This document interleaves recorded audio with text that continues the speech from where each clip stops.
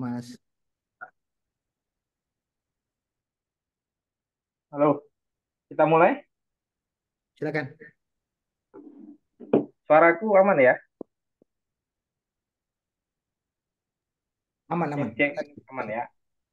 Oke. Bismillahirrahmanirrahim. Assalamualaikum warahmatullahi wabarakatuh. Selamat sore. Salam sejahtera bagi kita semua. Pertama-tama kami ucapkan selamat datang dan bergabung dalam kegiatan pada siang hari ini, yakni launching hasil riset TSRC dengan judul besarnya adalah menguatnya speed ticket voting dalam pemilu 2024. Sebelum kami mulai, izinkan kami untuk menyapa yang pertama ada Mas Wasisto Raharjo Jati. Assalamualaikum Mas. Waalaikumsalam, Mbak Dari Surta. pusat Pusat Riset Politik Badan Riset dan Inovasi Nasional atau BRIN. Kemudian eh, teman-teman media dari ada CNN Indonesia, kemudian ada JPNN, Antara News, Jawa Post, Kompas, dan Tempo. Selamat bergabung teman-teman media dan terima kasih atas kesediaannya untuk hadir dalam kegiatan kita pada siang hari ini. Untuk mengawali kegiatan kita pada sore hari ini, pertama kita berdoa semoga kegiatan kita pada sore hari ini berjalan lancar dan bisa memberikan manfaat terhadap bangsa dan negara. Berdoa menurut keyakinan masing-masing. Dimulai.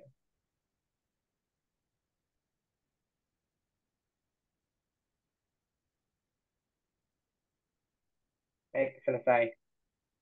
Kemudian sebelum kita membahas jauh tentang hasil riset yang eh, telah dikerjakan oleh TSRC, pertama kami undang terlebih dahulu untuk memberikan sambutan Mas Yayan Hidayat, Direktur Eksekutif TSRC. Kami persilakan Mas Yayan.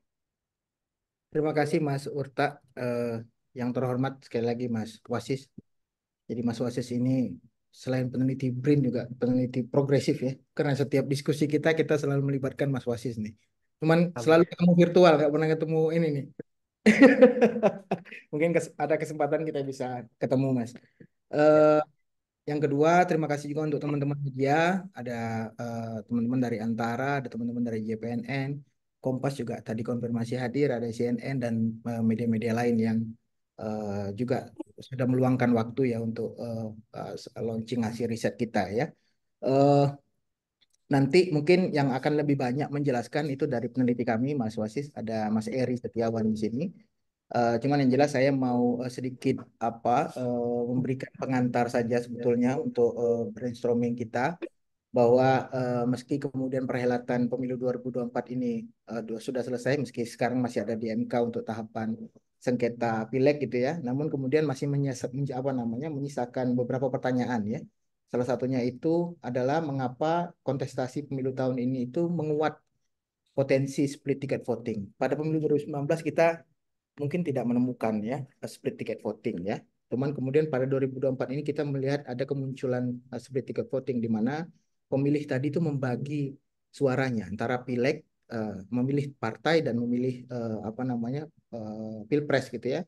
Di banyak tempat juga kami menemukan bahwa ada pemilih PDIP misalkan sebagai contoh itu belum tentu kemudian memilih Ganjar pada pilpres. Itu disebut sebagai eh, fenomena split ticket voting. Nah, apa faktor kemudian yang membuat pemilih itu membagi pilihannya pada pelaksanaan pemilu 2024?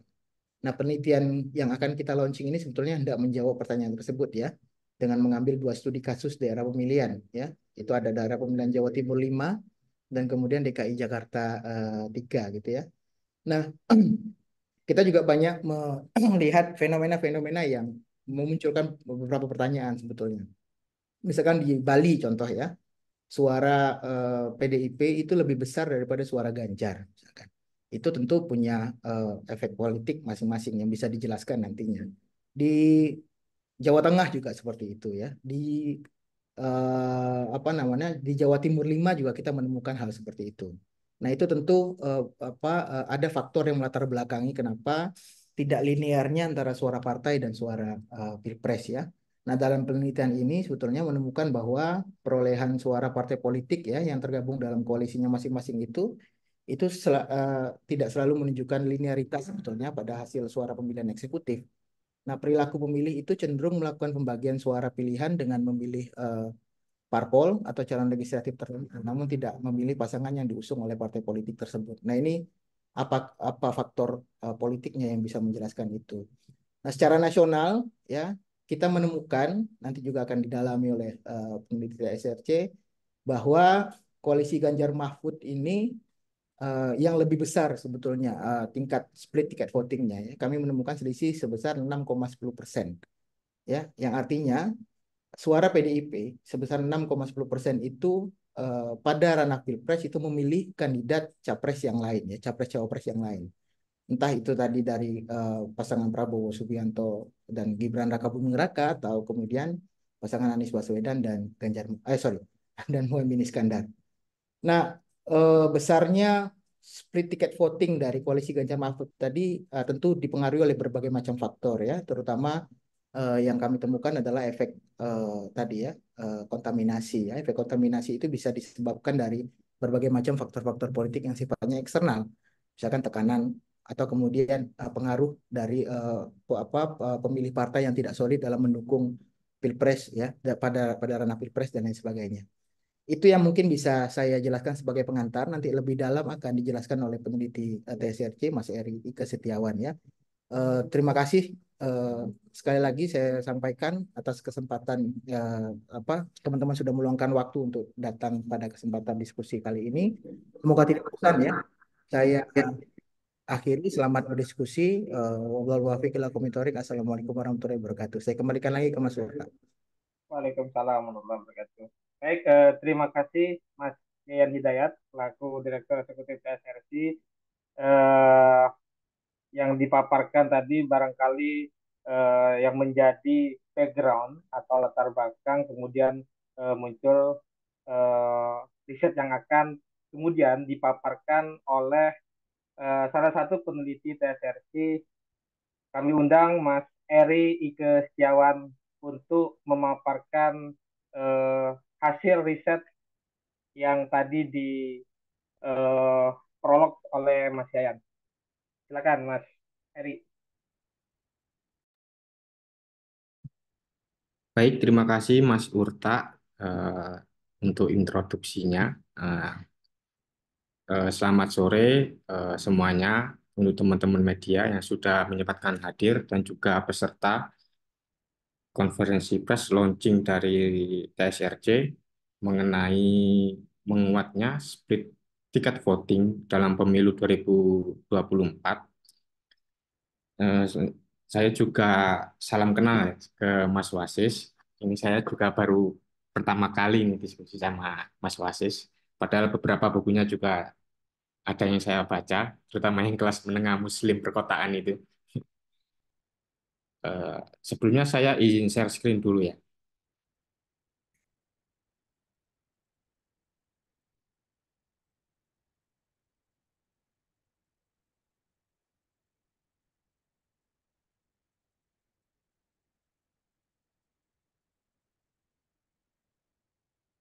Sudah terlihat untuk apa namanya PowerPoint-nya?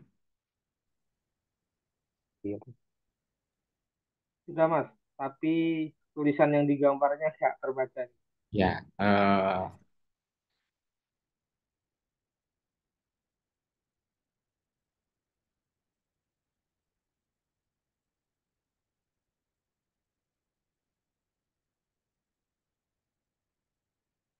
nah baik, saya mulai dari pendahuluan ya. Seperti apa yang sudah dikatakan sama Mas Yayan selaku Direktur TSRC. Eh, Beberapa bulan yang lalu kita sudah menyelesaikan pelaksanaan pemilu baik itu pemilu legislatif maupun eksekutif, meskipun ada beberapa hal, terutama eh, ketersinggungan soal pelanggaran yang dilakukan oleh salah satu paslon, terus ada sampai pada pengajuan di MK. Namun dalam pelaksanaan itu juga masih ada beberapa hal yang sebenarnya sangat menarik untuk diteliti lebih lanjut, terutama speed ticket voting pada pemilu kali ini. Nah, bersamaan dengan rendahnya tingkat partai ID dari kurun waktu 3 kali pelaksanaan pemilu ini menunjukkan adanya aspek ideologi atau kedekatan pemilih dengan partai politik itu semakin rendah. Jadi partai ID yang kemudian menjadi platform inti dari partai politik untuk dekat dengan pemilihnya itu justru semakin rendah. Nah, hal ini juga bisa dipicu dengan adanya kontestasi legislatif yang mana mereka itu tidak lagi mengedepankan ideologi partai tapi pragmatisme ataupun kedekatan secara personal kandidat. Itu yang kemudian menyebabkan tingkat partai ID di Indonesia terutamanya itu semakin menurun. Selain itu juga muncul adanya aspek-aspek rasionalitas, di mana pemilih itu lebih menekankan sisi ketokohan atau kefiguran, economic voting maupun rekam jejak dari kandidat daripada aspek sosio-antropologis maupun psikologis. Nah, di sini presentase kami ambil dari penelitian dari Poltreking. Nah, sistem proporsional terbuka ini juga mengubah perilaku pemilih terhadap preferensi politiknya, seperti yang saya jelaskan tadi, bahwa sisi personal ID itu lebih menonjolkan, lebih ditonjolkan oleh kandidat untuk meraup suara di pemilu, sehingga partai ID itu juga akan berdampak pada eh, eh, rendahnya tingkat partai ID itu sendiri. Nah, faktor-faktor tersebut bisa menjadi menguatnya split ticket voting yang mana suara partai itu tidak selalu linear dengan perolehan suara eksekutif. Seperti yang sudah dijelaskan tadi di awal bahwa suara PDIP, sekalipun PDIP itu menang dalam pemilu legislatif tahun ini, tapi suaranya itu tidak linear atau selaras dengan perolehan dari Ganjar dan Mahfud. Nah, dalam penelitian ini kami mengambil dua studi kasus di daerah pemilihan yang kami dampingi, yakni daerah pemilihan Jawa Timur 5, yang itu melingkupi Kabupaten Malang, Kota Malang, dan juga Kabupaten Batu, serta di daerah pemilihan DKI Jakarta 3, yang itu melingkupi Jakarta Barat, Jakarta Utara, dan Kepulauan Seribu. Nah, apa sebenarnya yang menjadi faktor terjadinya split ticket voting pada pemilu kali ini? Nah, dalam temuan kami ada 4 faktor yang itu bisa menjadi landasan kita dalam memahami split ticket voting pada pemilu kali ini. Yang pertama itu efek kontaminasi. Dari kedua dapil yang kami teliti ditemukan bahwa suara partai politik yang tergabung dalam koalisi itu perolehannya tidak selaras dengan suara legislatif. Artinya suara partai itu jauh lebih tinggi daripada suara perolehan dari capres cawapresnya. Yang kedua adalah komposisi pasangan calon. Nah, kita bisa lihat di tabel 2.1, di mana kami membandingkan dua pelaksanaan pemilu, yakni di Pilpres 2019 dan 2024. Di Pilpres yang lama, terutama 2019, itu cenderung eh, tidak terjadi split ticket voting. Tapi ketika pesertanya itu menjadi 3 pasang atau 3 kandidat, muncul fenomena yang namanya split ticket voting, dan itu terjadi di beberapa koalisi seperti koalisi perubahan dan koalisi Ganjar Mahfud ini secara nasional ya. Yang ketiga itu pengaruh kefiguran dan rendahnya partai ADI. Jadi kefiguran ini sangat erat dengan kaitannya saat Jokowi menjadi presiden, di mana pemilih itu kemudian tidak lagi memperhatikan siapa partai politik yang diusung oleh Pak Jokowi atau Joko Widodo, tapi melihat bagaimana kefiguran itu sendiri yang dipertontonkan personanya Pak Jokowi itu sendiri yang kemudian mendeliver pemilih untuk lebih mengutamakan faktor ketokohan atau figuran. Bahkan publik juga memilih sosok presiden daripada partai politik yang mengusung sebesar 51%. Jadi aspek rasionalitas ini sangat menentukan preferensi politik pemilih. Yang terakhir adalah economic voting. Economic voting ini juga dapat mempengaruhi pilihan voter dalam menentukan presiden yang diasosiasikan terutama dengan Joko Widodo, yaitu Prabowo Gibran. Nah, selanjutnya adalah analisis dari Dapil Jawa Timur 5 sebelum kita lanjut ke Dapil DKI Jakarta 3. Jadi dalam dapil ini PKB berhasil mengantongi suara terbanyak dengan sebaran kecamatan di Bantur, Tirtoyudo, Ampel Gading, dan juga Kota Batu. Nah, kenaikan dari suara PKB ini mengantarkan mereka atau mengunci kursi mereka menjadi 2 kursi yang sebelumnya hanya mendapatkan 1 kursi. Jadi PKB ini cukup signifikan naiknya sehingga menambah perolehan kursi mereka di DPR RI yang awalnya cuma 1 menjadi 2 kursi. Namun hal ini berbanding terbalik dengan PDIP yang mana mereka justru mengalami penurunan suara. Akibatnya mereka itu kehilangan 1 kursinya, yang awalnya 3 menjadi 2 kursi saja.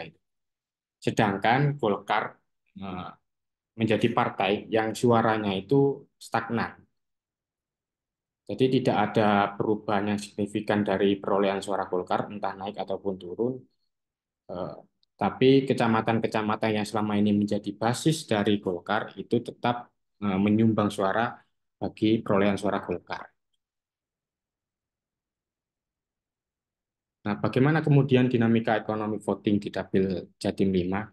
Nah, menurut catatan kami, karakteristik pemilih Dapil Jatim 5 ini bisa dibagi menjadi 2 karakteristik, yaitu berdasarkan sosioantropologis dan juga rational choice. Secara sosioantropologis ini kita bisa melihat beberapa tipologi wilayah yang bisa menjadi basis partai politik, seperti di daerah ibu kota Kabupaten Malang. Ini lebih banyak diidentifikasi sebagai basis partai politiknya Gerindra, PDIP, dan PKB. Sedangkan di daerah Pegunungan Semeru di bagian Tenggara itu teridentifikasi sebagai basis partai PKB dan juga Gerindra. Selanjutnya ada di daerah Pegunungan Kapur di bagian selatan wilayah Kabupaten Malang itu teridentifikasi basisnya partai PDIP dan juga Golkar. Di daerah bagian barat wilayah Kabupaten Malang itu diketahui sebagai basisnya PDIP dan Gerindra. Lalu di Pegunungan Arjuno dan Kelut di bagian barat laut wilayah Kabupaten Malang itu menjadi basisnya PDIP dan PKB. Dan di wilayah perkotaan di bagian utara wilayah Kabupaten Malang itu justru menjadi basisnya PKB dan juga Golkar. Dan yang terakhir, dari tipologi wilayah yang menjadi basis partai politik adalah di daerah Pegunungan Semeru, terutama di bagian timur wilayah Kabupaten Malang, itu menjadi basisnya PKB. Nah, dari penjelasan di atas tadi menunjukkan bahwa karakteristik pemilih di Kabupaten Malang itu masih berkaitan dengan partai ID, meski sebenarnya karakteristik tersebut tidak cukup dominan dalam preferensi politik memilih. Sedangkan secara rational choice, para pemilih ini lebih mengedepankan faktor ekonomi politik, di mana keputusan-keputusan yang diambil oleh pemilih itu lebih mengutamakan dirinya sendiri atau maksimalisasi manfaat. Nah, kecenderungan di Dapil Jatim 5 ini dari sisi rational choice ini di daerah perkotaan seperti wilayah di Kota Malang, Kota Batu, serta beberapa kecamatan di Kabupaten Malang. Nah, economic voting yang bisa menjadi bagian dari rational choice ini akan selalu mempertimbangkan kinerja-kinerja pemerintah saat ini, apakah mereka benar-benar mendapatkan manfaat dari kebijakan atau program-program yang sudah dilakukan oleh pemerintah. Kalaupun pemerintah telah tidak berhasil dalam meningkatkan perekonomian masyarakat, maka konsekuensinya adalah mereka tidak akan memilih kembali pemerintah yang sebelumnya atau petahana. Jadi ada punishment tersendiri ketika kita ingin melihat faktor ekonomi voting yang itu akan berpengaruh pada pemilihan berikutnya. Nah, dalam penelitian kami ini juga mengambil dari data indeks kesejahteraan ekonomi untuk melihat apakah ada korelasi antara pemilih dengan indeks kesejahteraan ekonomi di Kabupaten Malang. Ternyata tidak ada korelasi antara indeks ekonomi atau indeks kesejahteraan ekonomi masyarakat dengan perilaku pemilih dalam pemilihan legislatif. Jadi perlu di-highlight juga bahwa economic voting ini tidak terlalu berpengaruh dalam pemilihan eksekutif, pemilihan legislatif maksud saya. Tapi ketika kita memahami dalam konteks pemilihan eksekutif ini sangat relevan karena sebagian besar pemilih di Jatim 5 itu cenderung lebih mendukung Prabowo Gibran karena tingkat kepuasan yang rata-rata di Kabupaten Malang itu cukup baik. Itu memilih kembali calon atau kandidat yang diasosiasikan dengan Pak Jokowi. Nah, salah satu pasang yang sangat kentara itu adalah Prabowo Gibran. Jadi Prabowo Gibran ini mendapatkan apa ya dukungan penuh dari masyarakat atau pemilih di Kabupaten Jatim 5 karena tingkat perekonomian mereka dirasa sangat baik dan mendapatkan imbalan jasa kepada Prabowo Gibran dengan untuk mendukungnya. Nah, bagaimana dengan volatility pilihan di tabel Jatim 5? Nah, di tabel ini di sebelah kanan tabel 4.1 ini merupakan perhitungan kami dengan menggunakan indeks Petersen. Jadi di tabel Jatim 5 ini skala volatility-nya pilihan skor masih rendah, masih sebesar 0,9. Ini menandakan bahwa voter itu masih memiliki keterikatan dengan partai politik, di mana mereka itu masih memilih partai politik yang sama di 2 kali pelaksanaan pemilu, yakni 2019 dan juga 2024. Nah, lalu bagaimana dengan split tiket voting di Dapil Jatim 5? Dari penelitian yang kami lakukan, dengan membaca tabel yang ada di bawah itu, ada koalisi perubahan, koalisi Indonesia Maju, dan koalisi Ganjar Mahfud. Split tiketnya itu lebih besar diperoleh oleh koalisi perubahan, di mana sebesar 24,27% itu pemilih yang memilih partai politik yang tergabung dalam koalisi tersebut itu membagi pilihannya dengan mendukung pasangan calon yang lain, terutama di calon presiden dan wakil presiden. Bisa saja dia pemilih itu di legislatif mendukung PKB, tapi di eksekutif malah tidak mendukung partai yang didukung oleh PKB yang tergabung dalam koalisi perubahan. Selain koalisi perubahan, juga terjadi split voting di koalisi Ganjar Mahfud sebesar 1,75%. Jadi di Dapil Jatim 5 ini cenderung lebih banyak split votingnya di koalisi perubahan.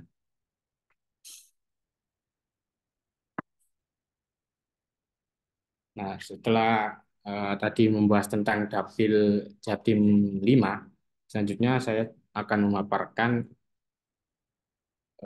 analisis Dapil di DKI Jakarta 3, terutama di efek kontaminasinya.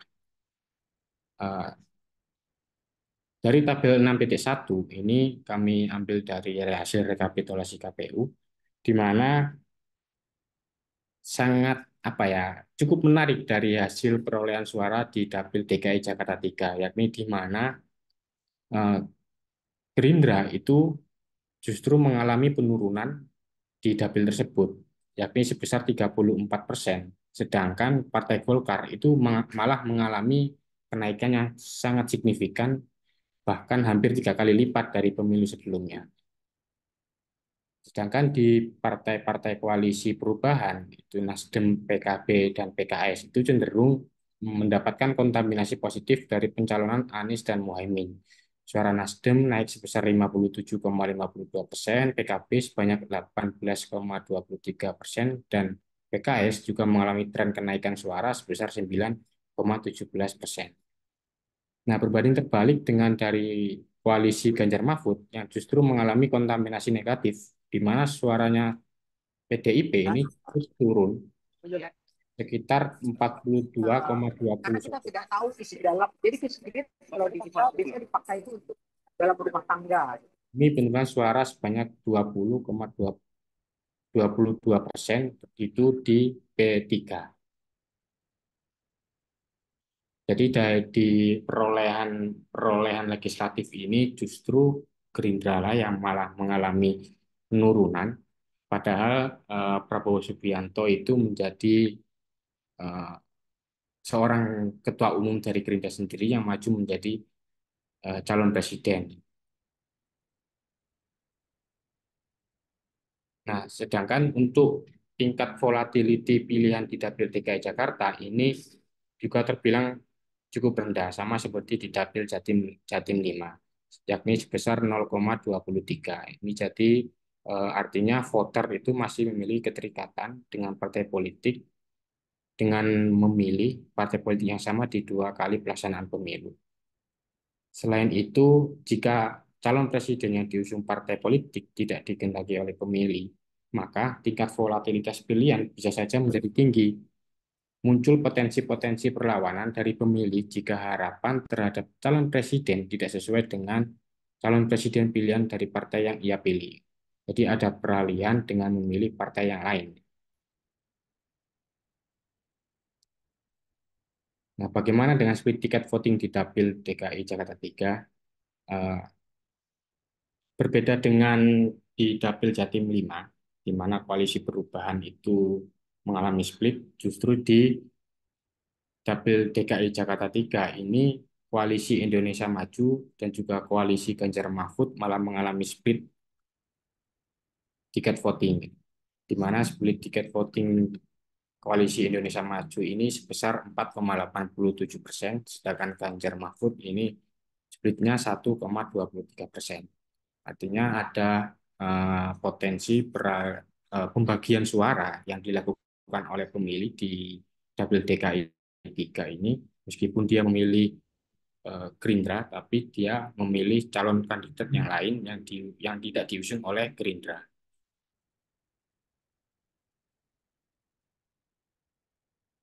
Apa saja faktor-faktor yang apa ya memunculkan adanya gejala split ticket voting? Nah, dalam catatan kami, terdapat 3 teori utama yang bisa menjelaskan kemunculan dari split ticket voting, yakni yang pertama itu motif tulus. Pemilih ini mencerminkan dukungan yang tulus, namun mereka membagi pilihan atau suaranya kepada partai politik atau kandidat lainnya.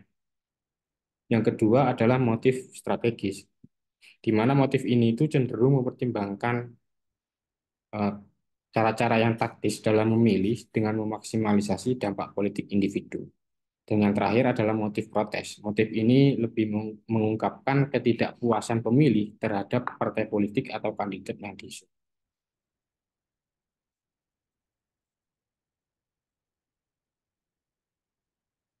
Selain itu, faktor desain pemilu juga berpengaruh terhadap potensi terjadinya split. Sistem proporsional terbuka itu dinilai kurang atau tidak efektif dalam mengoptimalkan cocktail effect. Seperti yang saya jelaskan di awal tadi, bahwa sistem proporsional terbuka ini eh, juga berdampak pada penurunan dari partai ID, di mana pemilih itu tidak lagi dekat dengan partai politik, tapi justru dengan kandidat yang mengedepankan personalnya sendiri atau personal ID. Itulah kenapa jika pemilih ditawari banyak pilihan, maka muncul kecenderungan pilihan presiden yang tidak sesuai dengan pilihan partai politik yang mencalonkan presiden dan wakil presidennya. Para pemilih juga lebih memilih calon legislatif berdasarkan kualitas atau kedekatannya secara personal, bukan dengan partai politik atau kandidat presiden. Kecenderungan ini akan tetap ada meskipun pemilu dilakukan secara serentak. Perilaku pembagian suara atau split ticket voting ini juga dipengaruhi oleh dua sisi utama, yakni sisi internal pemilih dan juga sisi eksternal pemilih yang diasosiasikan dengan elit atau aktor partai politik. Jadi split ticket voting, baik melalui koordinasi secara tulus maupun strategis, itu telah memperluas pengetahuan tentang bagaimana faktor-faktor tingkat elit dan pemilih berinteraksi untuk mempengaruhi fenomena tersebut. Nah, karena beberapa bulan ke depan kita akan menghadapi pilkada serentak, mungkin nggak ya, split ticket voting ini juga akan terjadi di pilkada serentak. Menurut catatan kami, setidaknya ada dua faktor yang akan mempengaruhi split ticket voting itu terjadi di pilkada serentak, yakni faktor eksternal dan juga faktor internal. Faktor eksternal ini partai politik itu harus mengatensi kandidat yang diusungnya nanti, apakah sudah sesuai dengan aspirasi pemilih atau tidak. Karena proses kandidasi itu sangat menentukan dampak pada peningkatan suara partai politik. Gaya kampanye juga akan mempengaruhi suara partai politik jika kandidat yang diusungnya hanya berpusat pada partai politik, bukan pada kampanye yang tidak melibatkan partai politik pengusungnya. Sedangkan untuk faktor internal, faktor size of the menu atau standar daftar menu, apa ya istilahnya, standar daftar kandidat itu artinya berjaraknya partai politik dengan kandidat secara ideologis. Semakin seragamnya ideologi partai, maka akan berdampak pada perilaku pemilih yang akan mengabaikan sisi ideologinya. Jadi perlu adanya penguatan program atau kebijakan yang menjadi pembeda untuk menarik simpati dan atensi pemilih. Proses kandidasi juga perlu memperhatikan koalisi yang dapat membentuk preferensi politik pemilih. Nah, terakhir kesimpulan, jadi dalam penelitian ini kami menyimpulkan bahwa penguatan split ticket voting ini bisa disebabkan oleh 4 faktor tadi, efek kontaminasi, di mana dari 2 kasus daerah pemilihan ini terdapat ketidaklinearitas atau tidak selarasan antara suara partai, perolehan suara partai dengan kandidat yang diusungnya dalam koalisi tertentu. Jika kandidat yang diusung di dapil tersebut unggul, maka calon legislatif itu justru akan ikut mengkampanyekan karena mereka berharap ada efek kontaminasi positif ketika mereka itu ikut mengkampanyekan kandidat calon presiden dan wakil presiden. Sebaliknya, kalau misalkan calon legislatif itu menganggap atau melihat bahwa kandidat yang diusung partai tersebut tidak unggul di dapilnya, mereka justru menghindari untuk mengkampanyekan kandidat tersebut karena dikhawatirkan itu akan berdampak pada perolehan suara dari kandidat legislatif tersebut. Yang kedua adalah komposisi pasangan kandidat. Seperti dari awal tadi, perbandingan bahwa di 2019 itu hanya ada 2 peserta, ada 2 kandidat. Berbeda dengan 2024 yang memunculkan 3 kandidat, 3 calon presiden dan wakil presiden. Jadi komposisi ini juga sangat mempengaruhi terjadinya split ticket voting. Semakin banyak calon yang ditawarkan, maka semakin rentan juga terjadinya split ticket voting. Yang ketiga adalah pengaruh kefiguran dan rendahnya partai ID. Jadi rendahnya partai ID ini membuat pemilih menempatkan preferensi politiknya pada faktor-faktor kefiguran daripada partai politik. Meski demikian, dari temuan kami, itu fenomena ini hanya terjadi pada ranah pemilihan eksekutif, namun pada pemilihan legislatif di 2 dapil yang kami Teliti itu masih memperlihatkan loyalitas pemilih kepada partai politik dengan ditunjukkannya skala volatility tadi. Yang terakhir adalah economic voting. Ternyata economic voting ini justru hanya terjadi pada pemilihan kontestasi pemilihan presiden. Jadi uh, tidak cukup ada korelasinya dengan pemilihan legislatif. Ini juga ditunjukkan dengan tingginya kepuasan terhadap pemerintahan Jokowi dalam mengatasi ekonomi yang itu linier dengan dukungan pemilihnya terhadap pasangan Prabowo Gibran. Ya mungkin itu yang bisa saya sampaikan terkait temuan hasil riset kami di dua dapil, yakni dapil pemilihan Jawa Timur 5 dan juga DKI Jakarta 3. Mungkin itu saja yang bisa saya sampaikan. Saya kembalikan kepada moderator. Baik, terima kasih Mas Heri atas paparannya, dan itu gambaran detail dari apa yang sudah dilakukan riset politik di dua daerah oleh tim peneliti TFRC.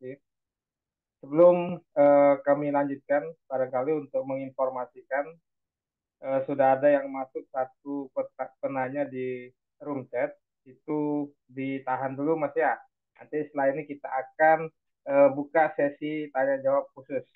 Baik, tanpa berlama-lama, untuk melanjutkan ini kami undang panelis untuk menanggapi dari apa yang sudah dipaparkan tadi. Kami persilakan Mas Wasisto Raharjo Jati untuk menanggapi paparan hasil riset SRC. Kami persilakan Mas. Baik, terima kasih Mas Urta. Dan saya mengucapkan selamat atas rilis survei yang dilakukan oleh teman-teman TSRC di dua dapil ini ya. Jadi ketika saya diminta untuk menjadi pembahas dalam survei ini, saya sangat menarik membacanya. Pertama melihat bagaimana dinamika pemilih dan kepartaian yang ada di dua dapil ini. Eh, di sini mungkin saya akan lebih banyak melengkapi temuan dari teman-teman TSRC dengan hasil temuan riset BRIN yang juga eh, sebenarnya juga eh, kurang lebih sama dengan teman-teman TSRC di sini.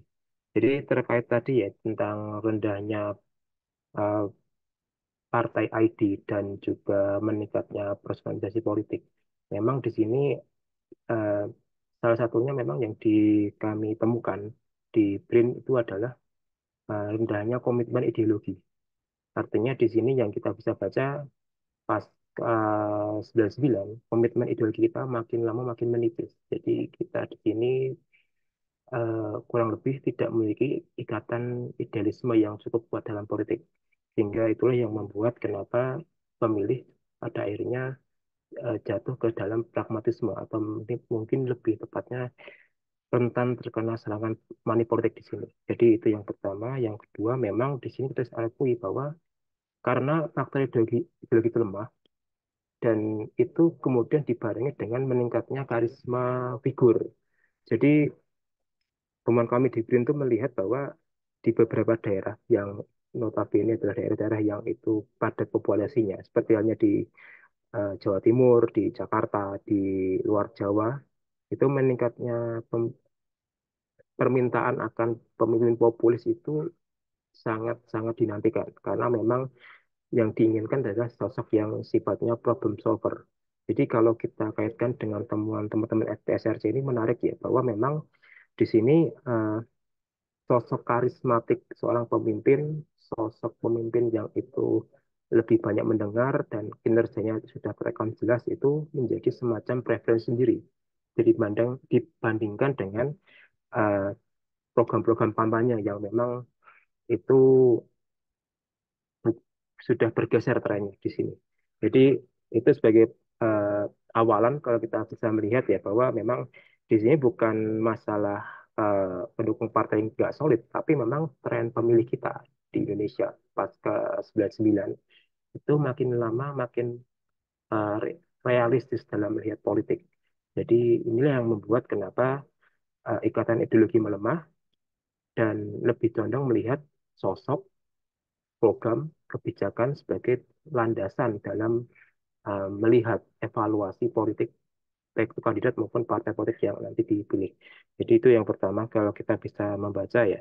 Yang kedua kalau kita lihat kembali ke temuan di dua dapil ini kita bisa melihat ya bahwa di sini kan kalau kita berkaca tahun 2024 lalu pileknya menunjukkan eh, PKS menang di Jakarta dan juga PKB menang di Jawa Timur.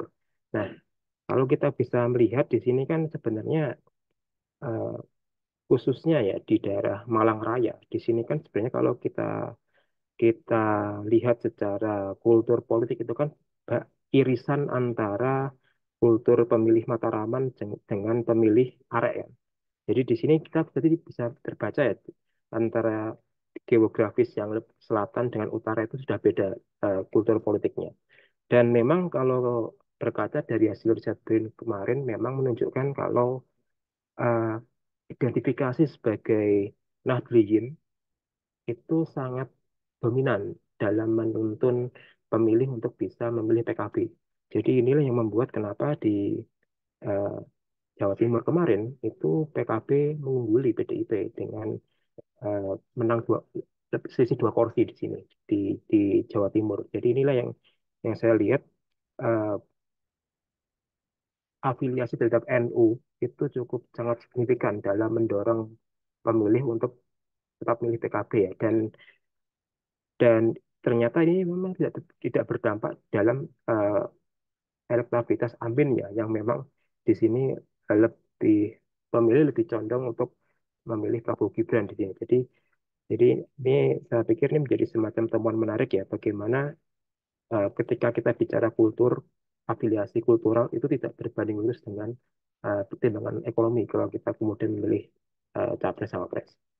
Nah, eh, kembali ke Jakarta, kita bisa melihat bahwa memang sosok Anies Baswedan sebagai seorang gubernur selama 5 tahun ini memang menjadi semacam preferensi sendiri ya. Apalagi kalau kita lihat peta politik Jakarta kan berubah ya pasca tahun 2017. Ketika dulu beliau menang pilkada menjadi seorang gubernur dan kita bisa melihat eh, makin tingginya pemilih Muslim di Jakarta.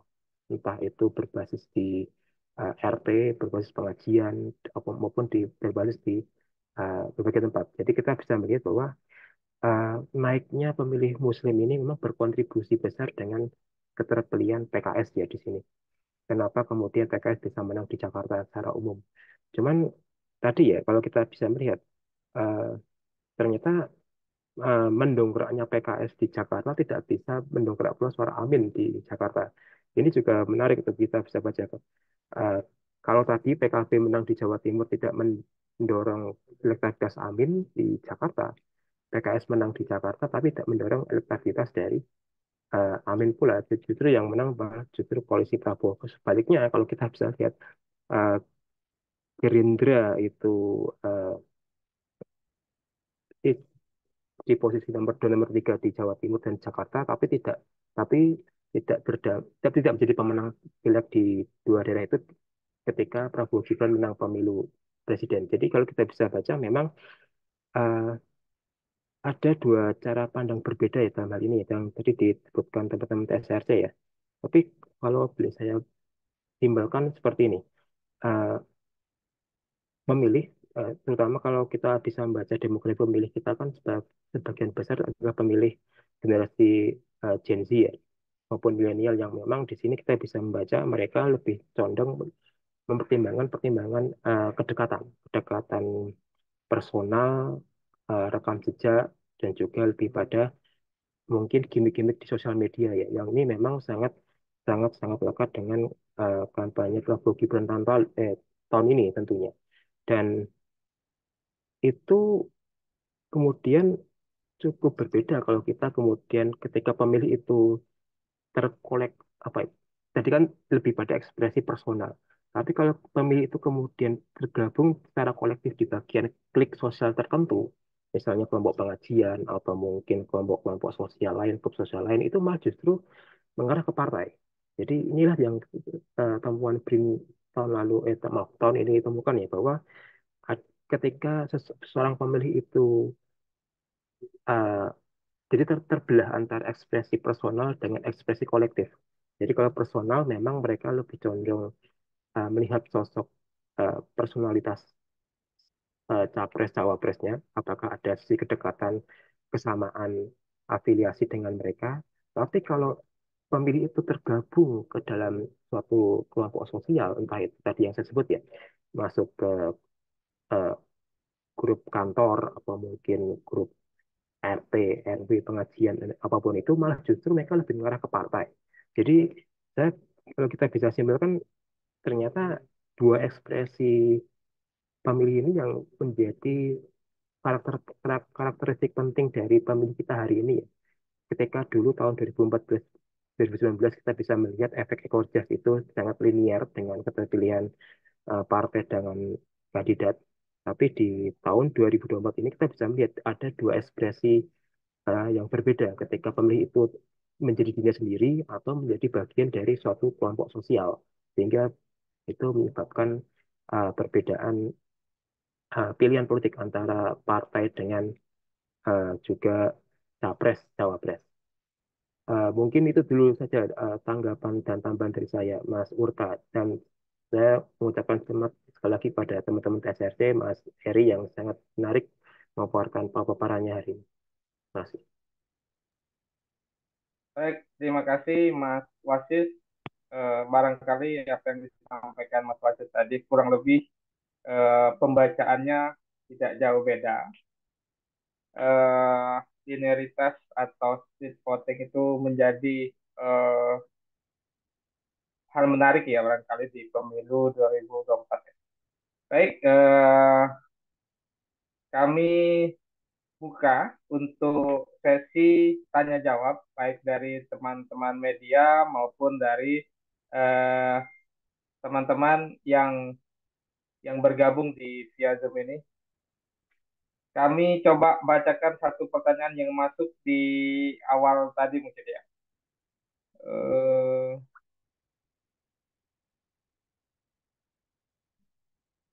dari Mas Rahul Sukri. Mas Rahul Sukri ini menanyakan apakah split ticket voting terjadi karena suara partai tidak solid. Gitu. Itu pertanyaan yang memantik di awal. Barangkali eh, Mas Eri maupun Mas Wasis bisa memberikan tanggapan dari pertanyaan itu. Kami persilakan. Mas Eri terlebih dahulu mungkin. Ya, terima kasih Mas Purta. Untuk pertanyaan dari Mas Rahul, ini apakah split ticket voting atau STV ya, nah, terjadi karena suara parpol tidak solid. Nah, seperti penjelasan di awal tadi bahwa rendahnya partai ID ini juga menjadi pemicu adanya split atau apa ya, tiket splitting. Jadi para pemilih ini meskipun mereka memilih partai A di legislatif, mereka justru memilih partai B di koalisi yang tidak ada di dalam koalisinya partai A. Jadi eh, ada motif-motif tertentu yang menjadi referensi politik pemilih, kenapa mereka itu membagi suaranya di partai politik yang berbeda, di tingkatan-tingkatan yang berbeda juga. Jadi ini juga menjadi PR dari partai politik di mana mereka juga harus mempertahankan identitas atau ideologi partai ketika nanti ke depannya terjadi pelaksanaan pemilu selanjutnya, terutama di pilkada. Mungkin itu sih yang bisa saya sampaikan. Mungkin Mas Wasis bisa menambahkan. Baik, Oh terima ya, kasih Mas Eri. Silakan Mas ya, Wasis. ya baik. Terima kasih Mas Eri. Terima kasih pula pertanyaannya atas uh, ST, split ticket voting ini ya. Eh, Tentu di sini kalau kita membaca split ticket voting itu ada berbagai macam faktor ya. Yang tadi kita lihat bahwa di pemilu 2024 ini yang tadi saya sempat uraikan ya, bahwa ada kecenderungan pemilih untuk membelah dirinya antara pemilih sebagai ekspresi personal atau pemilih sebagai ekspresi kolektif ya. Jadi ini mungkin bagian dari upaya untuk eh, yang satu untuk tetap mempertahankan idealismenya sebagai seorang pemilih, yang satunya adalah upaya untuk menjaga kolektivitas atau mungkin perasaan sebagai satu kelompok ya, yang kemudian mereka cenderung untuk memilih partai tertentu misalnya. Nah, tentu di sini bukan masalah masalah partainya yang kita soroti ya, artinya split ticket voting ini. Saya pikir di pemilu 2024 kemarin semua partai bekerja keras untuk bisa lolos parliamentary threshold. Cuman kita perlu melihat pula bahwa di konteks hari ini, pemilih kita tuh juga punya karakteristik unik yang bisa kita garis bawahi.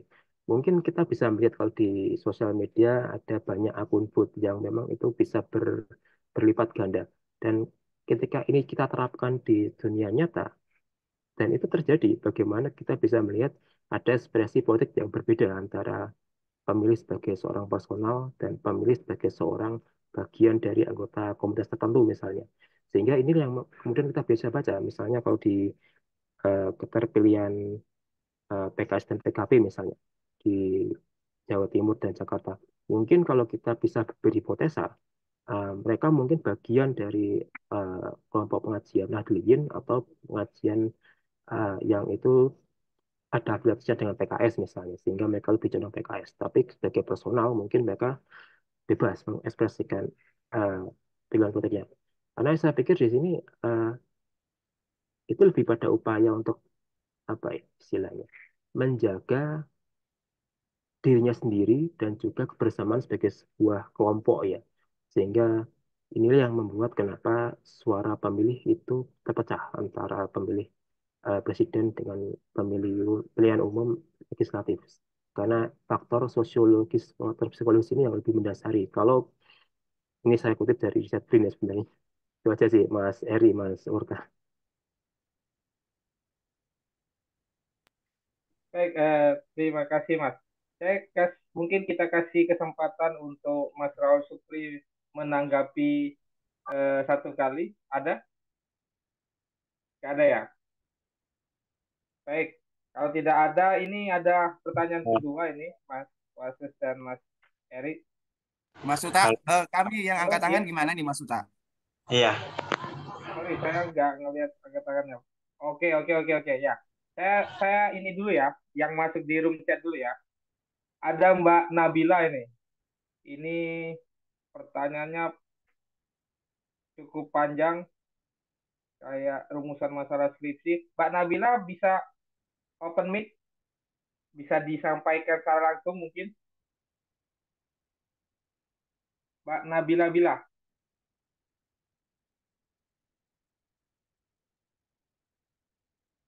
Saya bacakan aja mungkin pertanyaan, Mas.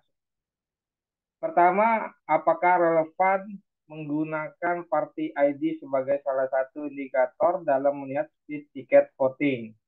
Itu pertanyaan pertama. Yang kedua, sepertinya perlu mempertimbangkan vote buying dalam melihat split ticket voting. Saya rasa data election di Indonesia tidak cukup kuat menunjukkan bahwa split ticket voting. Eh, Pertanyaan itu apakah pemilih memilih paslon Pragib dan PDI dengan alasan bahwa pemilih ingin legislatif sebagai lembaga terus mengawasi program kerja eksekutif. Wah, ini agak agak sulit juga saya memahami ini. Tapi pertanyaan yang pertama tadi, apakah relevan party ID sebagai salah satu indikator eh, apa namanya di tiket voting tadi? Kemudian bagaimana dengan vote buying dalam kaitannya dengan split ticket voting ini? Barangkali dua itu yang bisa saya terjemahkan ya dari apa yang disampaikan Kak Nabila ini. Eh, Silakan saya pasrahkan ke Mas Was dulu mungkin bisa. Nah, mungkin Mas Eri dulu ya, saya lagi memahami pertanyaannya dulu Mas. Oke, oke, oke. Mas Heri, Ini ya, ini yang mungkin yang saya tangkap dari pertanyaannya. Ada dua hal. Yang pertama itu masih relevan enggak partai IT itu menjadi salah satu indikator dalam melihat split tiket voting. Bila partai ID-nya lemah, maka secara tidak langsung berimplikasi pada volatilitas suara yang tinggi. Nah, oke, mungkin yang pertama saya cukup memahami ya. Eh, di kasus Dapil Jatim 5 itu kan suaranya cukup stabil ya. Kalau dilihat tadi secara perolehan legislatif, tapi dari pemilihan suara eksekutif, nah malah semakin menurun. Apakah partai ini menjadi salah satu indikator? Saya pikir ada faktor-faktor lain yang itu juga apa ya istilahnya ya, juga memberikan sumbangsi terjadinya split ticket voting, misalkan dengan tingginya tingkat atau faktor dari pemilih yang mengedepankan sosok kefiguran atau ketokohan.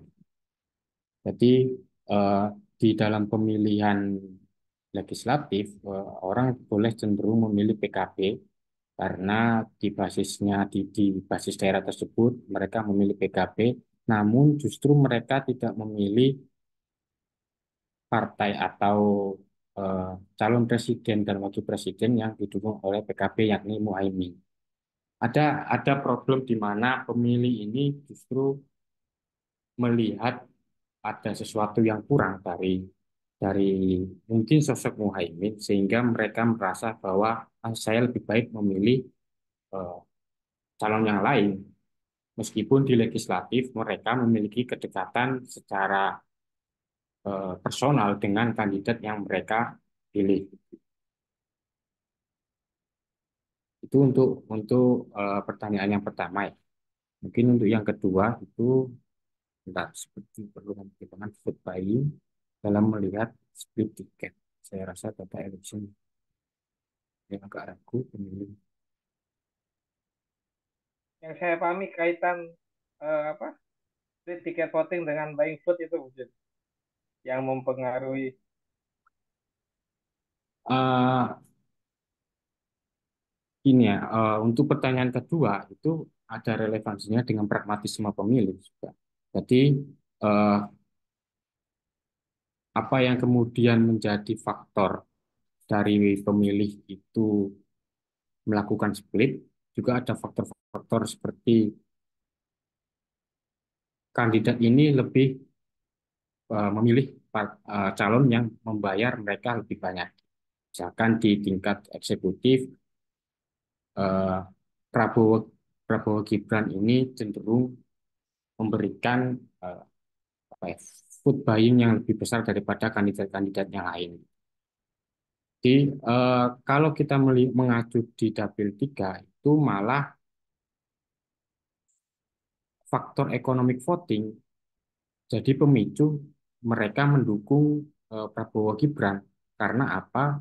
Di dapil 3 terutamanya, di dapil Jatim 5 maksudnya, di Jatim 5 itu Prabowo malah sangat unggul jauh dengan pesaingnya gitu. Jadi ada efek dukungan dari pemilih untuk Prabowo Gibran karena mereka merasa perekonomian di Malang Raya itu cukup baik. Seperti apa yang sudah kami paparkan tadi terkait indeks kesejahteraan ekonomi itu juga linear dengan apa yang didapatkan perolehan suara dari Prabowo Gibran yang selama ini diasosiasikan dengan Jokowi. Jadi mereka memberikan hadiah atau balas budi kepada Prabowo Gibran dengan mendukungnya. Mungkin itu sih yang saya pahami dari dua pertanyaan dari Nabila Bila ini. Mungkin Mas Wasis bisa Mas Wasis. Oh ya, tahu. ya baik. Terima kasih Mas Eri, Mas Urta, dan Mbak Nabila nih pertanyaannya. Eh, baik, eh, split ticket voting di Indonesia kan lebih pada fenomena yang tidak terjadi secara reguler ya. Kalau dalam catatan riset saya itu kita pernah mengalami split ticket voting di pemilu presiden 2004, 20 tahun yang lalu. Ketika dulu Demokrat menang Pilpres dengan pasangan Yusuf Kala SBY, tapi yang menang pilek adalah Golkar. Nah, kalau kita flashback ke era itu, memang salah satu yang menjadi indikator utama split voting adalah satu ketokohan SBY saat itu yang kita lihat sebagai eh, sosok baru dalam politik Indonesia tahun 2004 dan juga masih kuatnya Golkar karena kita tahu bahwa tahun 2004 itu adalah masih era transisi dari reformasi ke era sekarang. Jadi kita bisa melihat adanya irisan eh, partai ID yang masih ada di Golkar dan ketokohan populis yang itu mengarah ke SBY saat itu ya tahun 2004.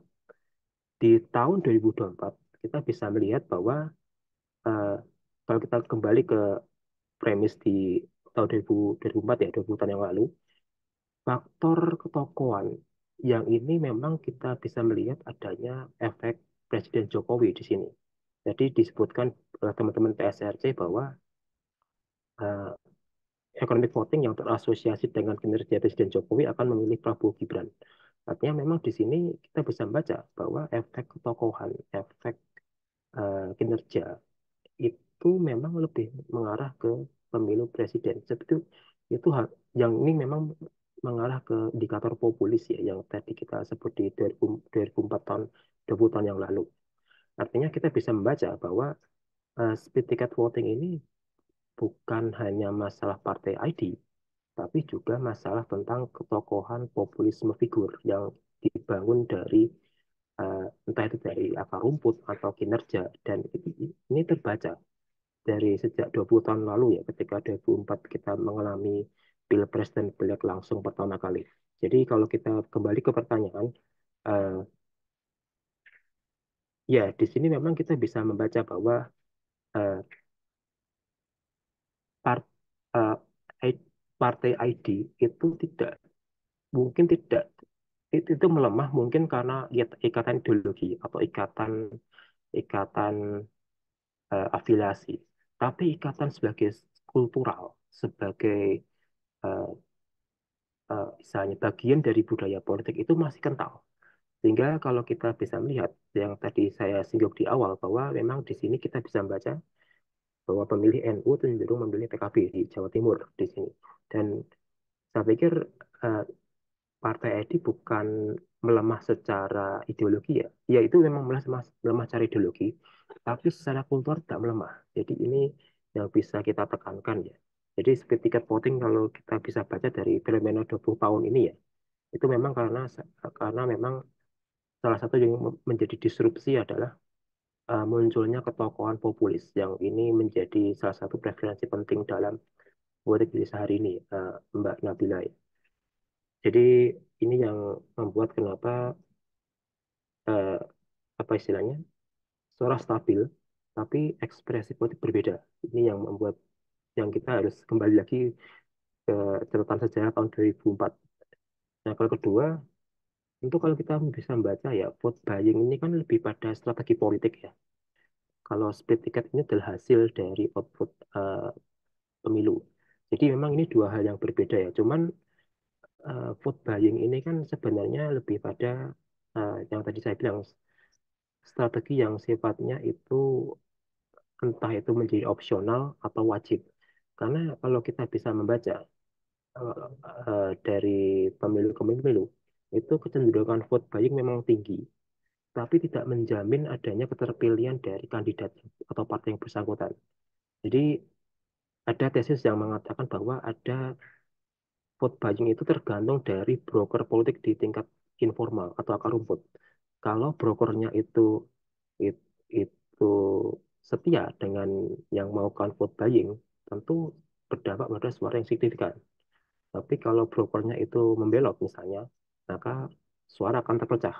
Jadi kita kalau ini tesis dari riset tahun 2014 kalau nggak salah, kalau saya kutip. Jadi memang ketika broker ini ketika broker ini membelot, maka memang food buying tidak akan berdampak secara luar biasa. Jadi kalau kita kembali ke pertanyaan, eh,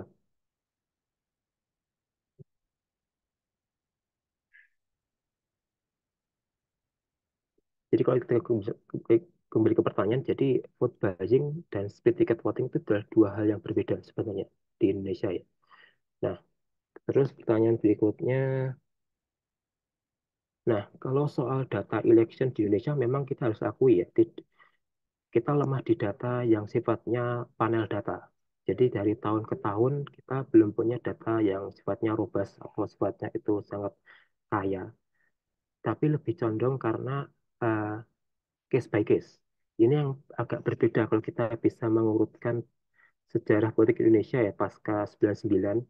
Karena memang di sini kalau kita bandingkan dengan negara lain yang memang mereka punya semacam data set lengkap dari pemilu ke pemilu yang menjelaskan faktor sosiologis, faktor demografis, faktor ekonomi yang memperlatar belakangi pilihan politik di Indonesia itu cenderung case by case. Artinya karena memang ada entah itu karena klien atau memang karena hal lain kita nggak tahu. Jadi ini yang membuat data election di Indonesia itu tidak pernah dalam eh, kajian yang komprehensif, tapi lebih ke case by case. Jadi seperti itu. Dan kalau soal persepsi bahwa ini,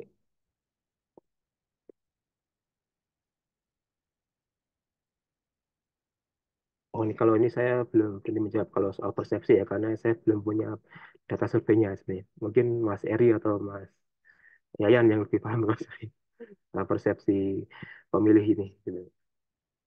Itu aja Mas. Terima kasih Mas Fasid. Ada tambahan? Mas Eri? Saya. Sebentar, cukup, cukup. Oke, oke. Saya ingin masuk dari teman media, ada satu dari Antaranis, Mas Fauzi. Bisa open cam? Ya, terima kasih Mas Urta. Oke. Saya Fauzi dari Silakan. Antara. Selamat sore Mas Eri, Mas Wasisto. Saya tertarik soal riset ini tadinya soal figur ketokohan ya. Figur ketokohan yang artinya STV ini juga ternyata tidak berpengaruh terhadap pileg, tetapi hanya pada pemilihan eksekutif ya. Nah, yang kedepannya ini adalah Pilkada 2024 di November.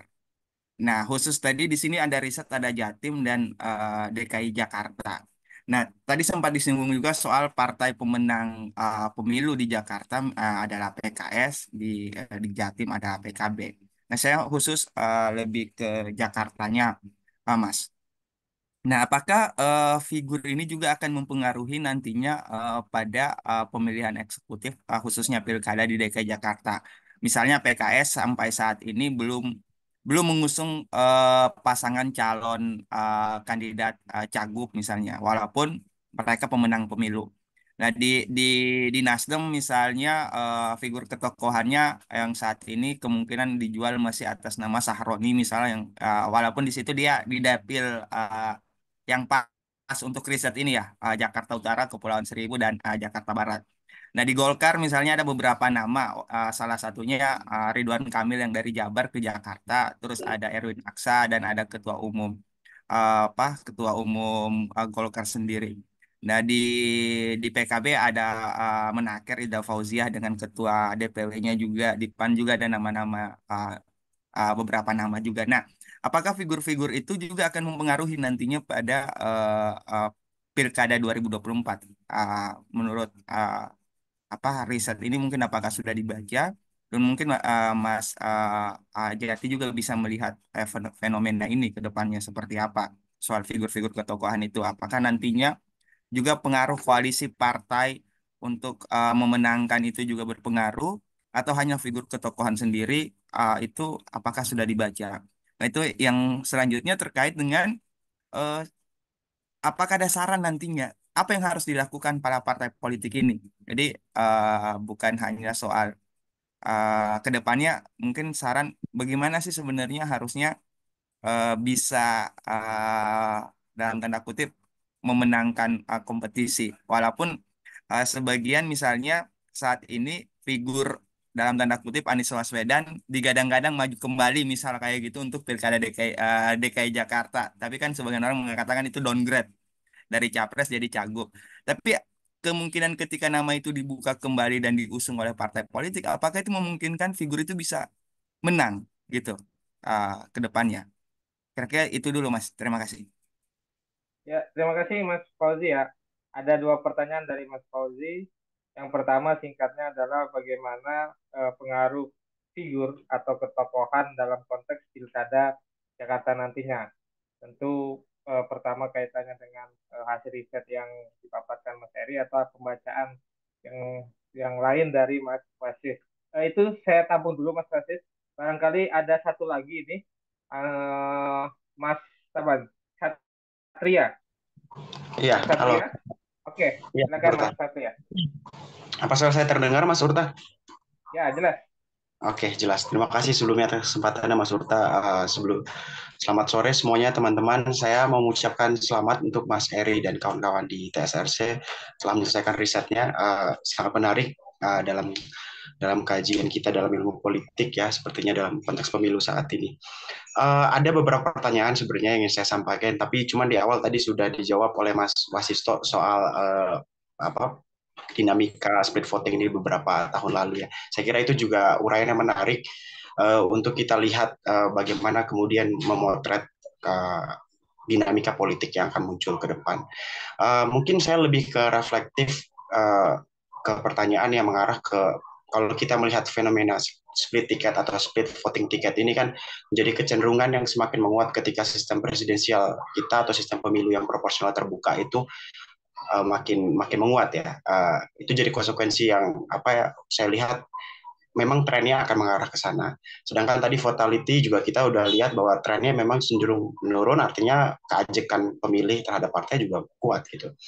Uh, tapi yang ingin saya lihat atau ingin saya tanyakan sebenarnya dari kerangka penguatan sistem demokrasinya atau sistem pemilunya gitu. Bagaimana pandangan Mas Eri dan juga Mas Wasisto misalnya untuk melihat split ticket voting ini. Apakah kemudian fenomena ini menjadi suatu presiden yang sebenarnya perlu kita perhatikan untuk penguatan kelembagaan partai atau juga hasil pemilu yang lebih apa namanya lebih menunjukkan yang lebih baik atau justru sebaliknya ini fenomena yang kita lihat bahwa ya memang pemilih ya itu tadi ya kita analisis bahwa ada kecenderungan karakter pemilih terbagi ke dalam dua ranah ya dualitas pilihan itu sebagai dia kelompok sosial asosiasinya atau dia sebagai individu.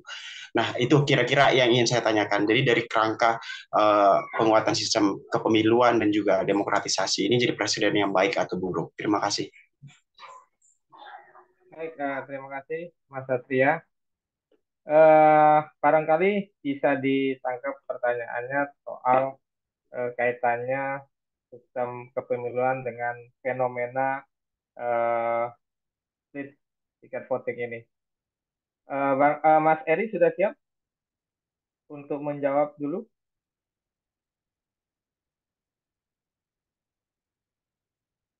Ntar Mas, Atau saya saya lempar ke Mas Wasis dulu? Oke? Ya, boleh Mas. Oke, Mas. Silakan. Jadi kita punya 3 pertanyaan nih. 2 dari Mas Fauzi tadi dan 1 dari Mas Satria. Oh, yang tadi pertama soal Jakarta ya. Ya, figur dalam Pilkada Jakarta. Baik. Jadi kalau kita melihat dari figur grafik data, memang PKS itu mendominasi di nomor pertama ya. Disusul oleh PDIP, Gerindra di nomor 2 dan 3. Jadi kalau kita kembali ke syarat nominasi dari kandidat untuk Pilgub kan 20% suara DPRD. Jadi kalau kita bisa melihat di sini, eh, sepertinya koalisi tetap menjadi semacam opsi ya bagi siapapun partai untuk mengajukan kandidat di Pilgub mendatang. Karena kalaupun ada partai tunggal yang bisa mengajukan kandidat, itu mungkin rentan kena resisten di DPRD nanti.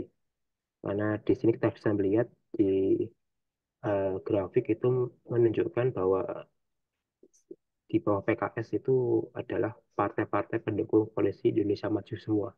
Jadi di sini mau tidak mau PKS tetap berkoalisi di sini untuk bisa mengajukan kandidat di Pilgub mendatang. Nah, soal figur, saya pikir memang di sini Kalau kita lihat kecenderungan dari pemilih yang tadi kita singgung cenderung ada dualitas preferensi, memang adanya nominasi dari bawah itu menjadi semacam opsi alternatif ya, atau dalam hal ini penjaringan tokoh untuk bisa dijadikan figur gubernur yang tepat. Karena saya pikir kalau kita bisa kalau kita berkaca dari split ticket voting yang terjadi di tahun ini, mungkin ada sosok presiden, capres, cawapres yang itu diterima di kelompok tertentu tapi ditolak di kelompok lain.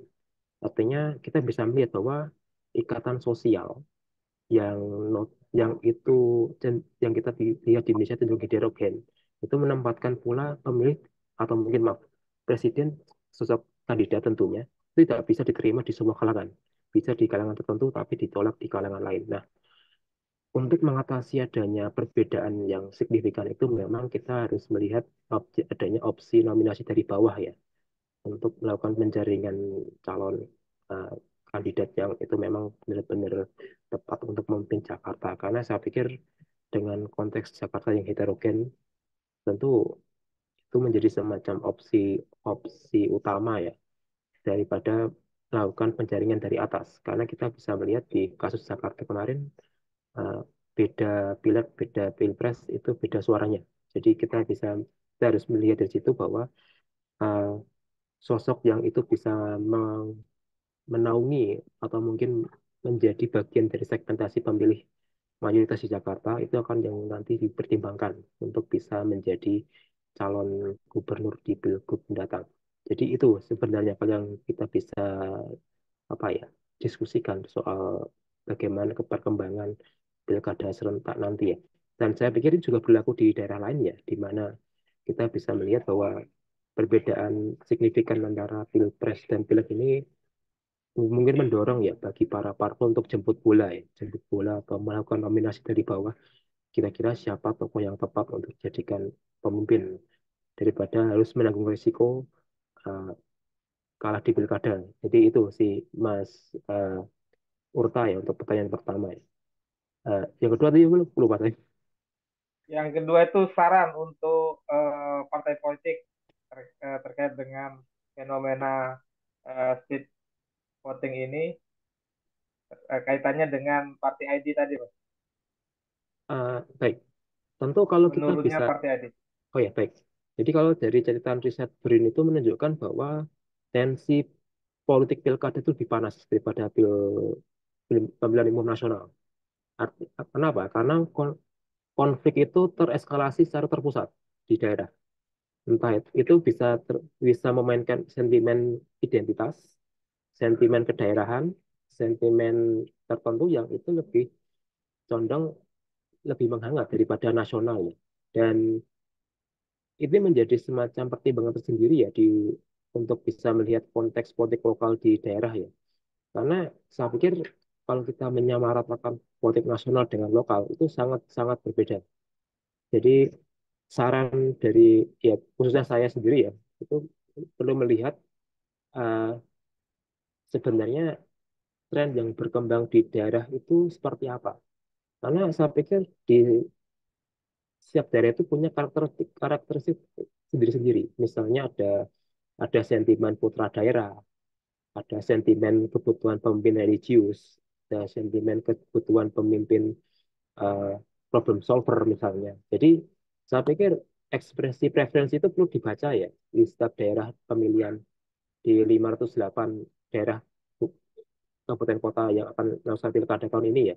Jadi tentu ini bukan hal yang mudah ya, tapi paling tidak itu bisa menjadi semacam preferensi tersendiri bagi parpol ya, untuk melihat bahwa kebutuhan aspirasi seperti apa, pemimpin seperti apa yang dimaui di daerah. Karena saya pikir membandingkan satu daerah dengan daerah lain atau membandingkan pemilu nasional dengan pemilu lokal itu tidak tidak apple to apple lah dalam konteks hari ini sebenarnya Mas uh, Urta ya Mas dan rekan-rekan media di sini ya sebenarnya. Yang ketiga, Yang ketiga soal ini, Mas. Dengan fenomena split ticket voting ini bagaimana kaitannya dengan sistem pemilu dan atau sistem politik kita ke depannya. baik. Uh, ya, balik lagi ke pemilihan umum langsung pertama kali di Indonesia tahun 2004 ya, kita yang tadi kita singgung ya bahwa speed ticket voting pertama terjadi di tahun itu ya. Dan memang di saat itu kita sedang mengalami konsolidasi demokrasi, di mana saat itu sistem multi partai ada empat atau lima kandidat saat itu yang memang kita bisa membaca ya secara simpel bahwa banyak kandidat, banyak partai akan memicu speed ticket voting dibandingkan dengan sedikit kandidat, eh, namun multi partai tapi itu tidak akan terjadi speed ticket voting. Jadi seperti itu kalau kita membaca secara sederhana ya tren politik dari tahun 2004. Nah, cuman kalau kita lihat untuk tren ke depan, memang speed ticket voting ini akan terjadi bila mana kandidat itu banyak. Atau mungkin di sini partai pendukung kandidat itu tidak sama dengan partai pendukung yang ada di pusat. Sehingga mungkin ini masih sudah hipotesa ya, tapi ini berdasarkan dari pengalaman politik tahun-tahun sebelumnya. Jadi kalau kita bisa membaca secara lebih ringkas ya, eh, untuk penguatan demokrasi dan konsolidasi politik memang speed ticket voting ini akan membuat eh, ongkos politik lebih panjang ya. Karena pilihan politik tidak tersolidkan dalam satu kandidat atau satu partai karena mereka cenderung menyebar terdesentralisasi. Cuman bagi publik itu akan menjadi semacam eh, referensi alternatif yang cukup banyak ya, sehingga tidak ter- tersentralkan dalam satu partai atau kandidat tertentu. Jadi kalau mungkin baik buat publik, tapi memakan biaya bagi kontestan. Kalau secara sederhana seperti itu, Mas Urta dan rekan-rekan jurnalis ya. Jadi secara singkatnya kita bisa melihat bahwa speed ticket voting ini menunjukkan bahwa demokrasi berpihak pada publik ya, di mana pilihan politiknya banyak, cuman kurang berpihak pada kontestan karena mereka harus harus merogoh ongkos lebih banyak untuk bisa mendekati pemilih yang punya preferensi yang sangat banyak kalau misalnya kandidatnya banyak. Itu aja sih Mas Urtai. Baik, terima kasih banyak atas jawabannya Mas Basis. Sebelum kita akhiri, Mas Eri, sudah ditunggu jawaban dari pertanyaan. Silakan Mas Eri. Ya, saya mau sedikit menambahkan dari tanggapan dari Mas Wasis. Eh, Pertanyaan yang pertama tadi masih seputar pengaruh figuran ya di Pilkada DKI Betul. Jakarta ya. Eh, jadi dari penelitian atau temuan hasil riset yang kami dapatkan itu terlihat bahwa sosok Anies itu sangat berpengaruh pada kotel efek yang didapatkan oleh partai-partai pengusung Anies dan Muhaimin. Terlihat bahwa di partai-partai seperti Nasdem, PKB, dan PKS itu justru mengalami kenaikan di Dapil DKI Jakarta 3. Jadi sebagai mantan gubernur, Anies tentu saja menjadi sosok yang masih eh, memiliki nilai dukungan yang besar di daerah DKI Jakarta. Nah, apakah ini juga akan berlanjut di pilkada ke depannya? Menurut catatan kami, kemungkinan besar pemilih ke depannya juga tidak lagi mengidentifikasi dirinya berdasarkan pilihan terhadap partai politik pada pemilu 2024, melainkan tergantung pada pengaruh figur atau sosok calon kepala daerah yang bakal diusung oleh partai politik. Jadi ini justru menjadi pekerjaan rumah dari partai politik itu sendiri agar pasca pemilu 2024 ini mereka menjadikan kontestasi pilkada ke depannya itu sebagai momentum untuk memperkuat konsolidasi di dalam internal partai dan juga pemilih partai politik. Jangan sampai partai politik ini malah kehilangan jati dirinya secara kelembagaan di saat yang bersamaan kefiguran ini juga perlu dilihat atau dipertimbangkan oleh partai politik saat mereka akan mengusung calon kepala daerah. Jadi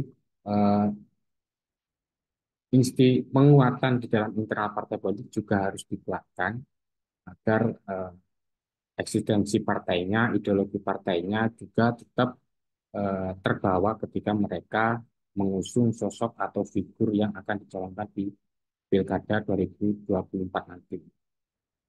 Selanjutnya, tadi apa lagi Mas Urta? Saya kok yang pertanyaan nomor kedua. Eh, Saran untuk partai politik atas fenomena voting ini, bagaimana?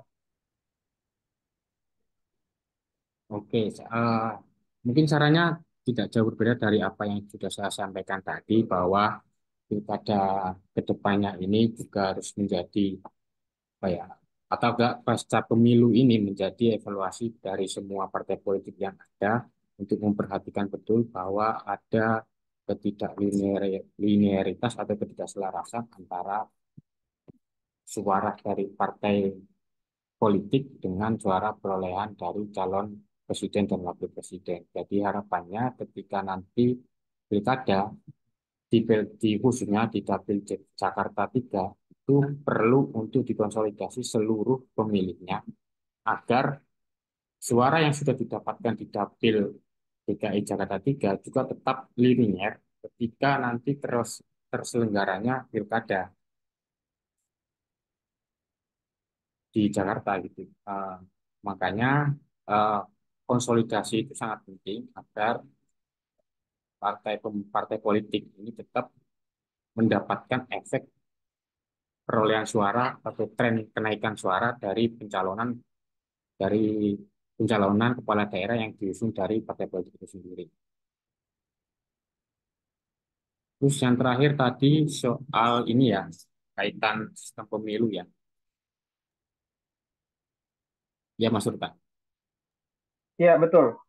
Nah, terkait sistem Sistem pemilu sistem yang sudah kami jelaskan di awal tadi bahwa sistem proporsional terbuka itu juga turut menyumbang split ticket voting, di mana itu juga em, merendahkan tingkat dari partai ID karena di dalam kontestasi yang dengan memakai sistem seperti itu, sistem pemilu seperti itu, kandidat itu tidak hanya bermusuhan dengan kandidat-kandidat di partai lainnya, tapi juga kandidat-kandidat yang ada di dalam internal partai politik itu sendiri, sehingga praktek-praktek pragmatisme itu juga dilakukan oleh kandidat-kandidat partai politik yang lain ataupun di dalam internal partai itu sendiri. Ini juga ada kaitannya dengan jumlah kontestan yang berlaga di pemilu. Seperti yang kita lihat di 2019 itu kita hanya diberikan dua pilihan kandidat, sedangkan di 2024 ini justru muncul tiga nama kandidat yang itu mendorong terjadinya split ticket voting. Jadi beberapa faktor seperti faktor komposisi calon, rendahnya partai ID dan juga sistem open list representation itu juga mendorong terjadinya split ticket voting. Mungkin itu sih yang bisa saya jelaskan. baik. Terima kasih Mas Heri. Baik, teman-teman media dan teman-teman yang bergabung. Barangkali kita coba satu pertanyaan lagi untuk mengakhiri kegiatan kita pada sore hari ini. Apakah ada? Mas Mas Urta, boleh saya menanggapi sedikit? Mungkin saya kebetulan ada Mas Jati juga di sini masih terkait Oke, untuk oke. join. Ya, Mas Fauzi ya. Ya, Mas Fauzi Ya, dari Antara Nis. Silakan, Mas. ya. Mas Jati, saya menanggapi sedikit, bukan menanggapi sih, melanjutkan tadi soal figur ketokohan untuk pilkada. Nah, Mas Jati, tidak bisa dipungkiri juga bahwa di daerah itu terdapat namanya politik dinasti. Misalnya gubernurnya saat ini, terus ke depan yang maju anaknya atau bupatinya yang maju selanjutnya anaknya gitu atau istrinya itu banyak banyak daerah di Indonesia yang ada seperti itu. Nah, terus yang kedua soal politik bansos atau dana hibah. Nah, terkadang saat pilkada eh, banyak anggaran-anggaran yang begitu besar menjelang pilkada yang hibah diberikan ke apakah ke masyarakat, ke LSM, ke ormas dan lain sebagainya. Nah, bagaimana Mas Jati melihat fenomena itu sebenarnya soal politik-politik itu jelang pilkada di daerah? Nah, saran apa sih sebenarnya yang harus dilakukan? Apakah nantinya bisa apa aturan yang harus diperkuat atau mungkin apa yang harus dilakukan sehingga itu tidak terjadi lagi, meminimalisir itu terjadi, Mas Jati? Terima kasih. Ah, baik, terima kasih Mas Fauzi. Izin menjawab ya teman-teman TSRC. Jadi kalau dalam analisa saya dan juga berdasar hasil riset di BRIN ya, itu menunjukkan kalau memang tendensi kandidat dari dinasti itu makin lama makin menguat di daerah. Artinya kalau kita bisa melihat pola seperti itu, memang eh, terjadi semacam regen, apa bukan, terjadi semacam penyempitan preferensi politik yang ada di daerah. Jadi karena memang yang kita bisa baca eh, untuk berlaga di daerah itu pun juga perlu modal, perlu kapital yang tidak sedikit, yang mana itu lebih condong mengarah ke incumbent dan juga jaringan-jaringannya kan. Jadi kalau kita melihat dari premis itu menunjukkan kalau seleksi kandidat di daerah itu memang agak lebih sempit daripada di nasional ya. Cuman itu tidak bisa kita generalisasi secara umum ya, karena itu case by case di daerah. Cuman di daerah tertentu atau mungkin di beberapa daerah tertentu yang memang ada tendensi dinastinya cukup kental di sana. Nah, kalau kita kembali ke bansos, nah kebetulan kan di sebagian besar pilkada nanti itu di daerah yang itu sudah tidak ada bupati definitif atau mungkin kalau tidak definitif kan, yang ada itu adalah eh, PLT di sini. Artinya mungkin min, bansos bisa diminimalisir ya untuk digalakkan. Karena di sini kan tentu PLT kepala daerah tidak punya tendensi politik untuk bisa melakukan seperti itu. Eh, jadi kalau kita kembali lagi ke pertanyaan, eh, dinasti politik itu memang menjadi semacam preferensi tersendiri di tingkat lokal. Tapi itu tidak pula menjamin adanya kemenangan 100% karena ada pula dinasti yang kalah di daerah. Jadi kita bisa membaca dinasti itu tidak menjamin bahwa akan terjadi kelanggengan kekuasaan secara kontinu. Karena itu kembali lagi kepada dinamika yang ada di daerah itu. Dan soal bansos saya pikir tadi itu ya, karena sebagian besar daerah itu diisi oleh PLT yang mana itu tujuh dari pusat. Kita belum bisa menganalisis bahwa apakah ada politisasi bansos atau tidak ya. Karena saya pikir itu lebih condong dilakukan oleh bupati atau mungkin calon incumbent yang ingin maju lagi ke daerah, entah itu dia sendiri atau mungkin keluarganya atau mungkin calon yang terafiliasi. Mungkin itu dulu Mas Fauzi ya. Oke, Terima mungkin kasih. Terima kasih, ya, terima kasih. baik. Ya, karena itu juga sifatnya pertanyaan ya Mas Fauzi. Jadi sekaligus Mas Wasis barangkali untuk kesimpulannya atas apa yang bisa dipaparkan oleh tim peneliti TSRC, Mas. Baik, yang pertama tentu fenomena split ticket voting ini menjadi semacam fenomena yang menjadi anomali ya di Indonesia untuk tahun ini ya, karena kalau kita lihat dari pemilu 2004, 2009, 2014, 2019 sampai saat ini, split voting itu hanya terjadi di dua edisi pemilu, di 2004 hanya dan 2024. Selebihnya itu efek ekor jas dari tahun 2009 hingga tahun 2019. Um, kita tidak tahu apakah ini fenomena 20 tahunan atau fenomena uh, tertentu ya, tapi yang jelas kita bisa membaca bahwa di Indonesia tendensi kandidat itu banyak, maka akan cenderung pula memicu split ticket voting. Cuman split ticket voting itu tidaklah mengarah secara menyebar ke berbagai macam kandidat ya. Di sini kita perlu melihat adanya efek figuritas yang itu bermain untuk bisa mengarahkan suara ke kandidat tertentu. Sehingga kita bisa membaca bahwa banyak kandidat pun juga tidak menjamin preferensi akan menyebar pula, tapi ada faktor X di sini, faktor popularitas dari entah dari yang itu menjadi seorang kingmaker atau mungkin incumbent yang akan maju lagi sehingga itu memacu eh, terarahnya suara ke figur atau ke partai tertentu. Yang kedua mungkin kalau kita baca split ticket voting itu lebih kita bisa melihat bahwa eh, karena landasan ideologi kita lemah itu lebih larinya ke figur. Nah, masalahnya kalau kita kemudian lebih condong ke figur, figurnya akan condong pula membentuk dinasti politik. Jadi inilah yang menjadi semacam linearitas ya di Indonesia saat ini ya.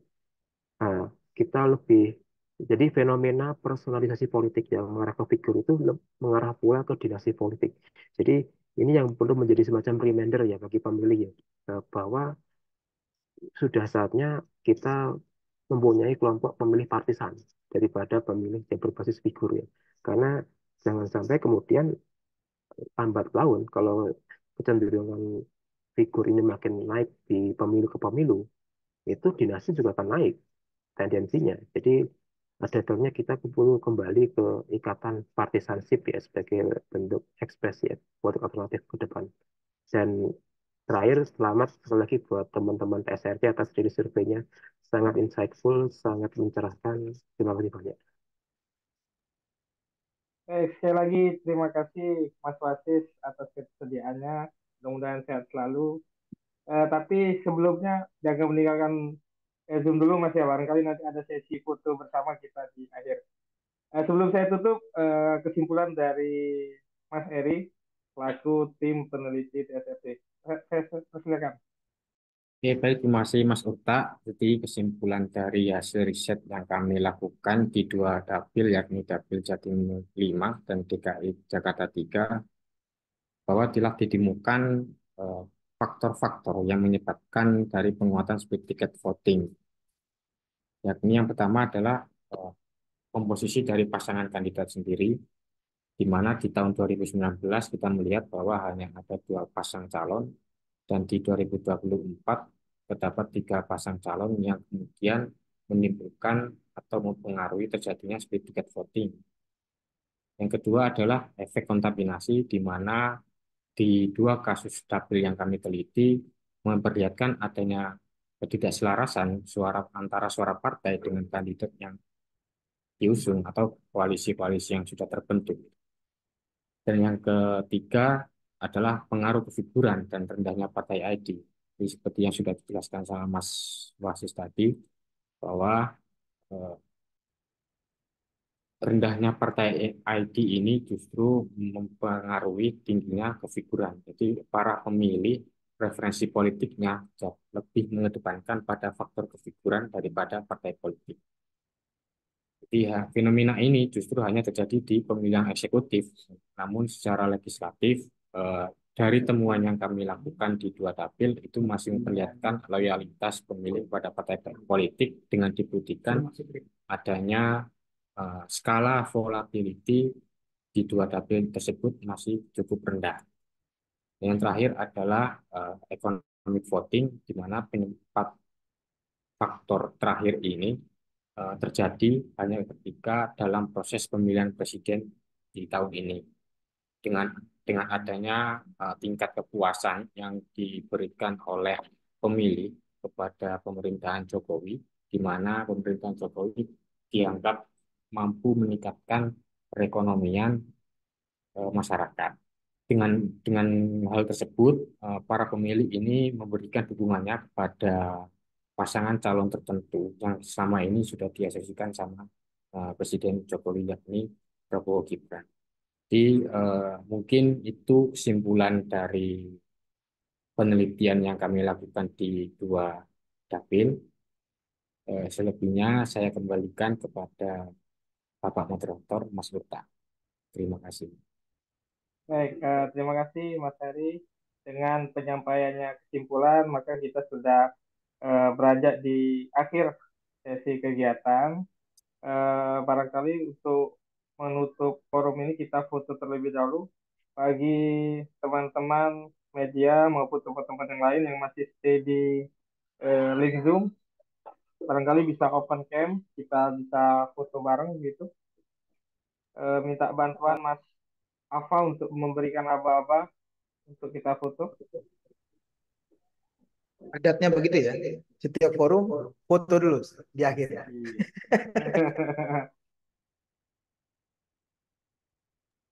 Kasih aba-aba, Pak. Oke ya, Baik, 1, 2, 3.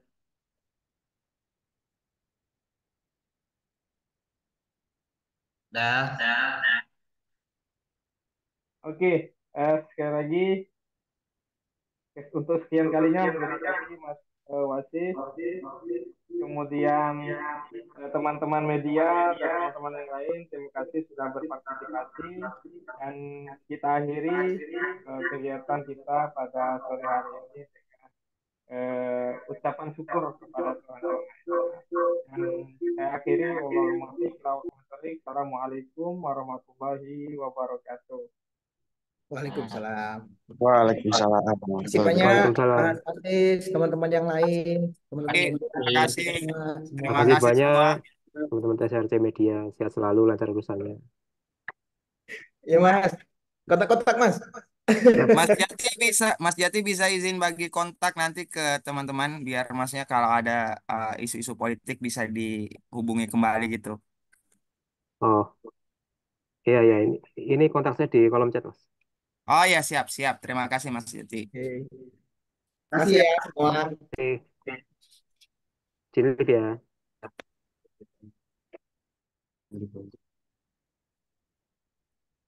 Cak.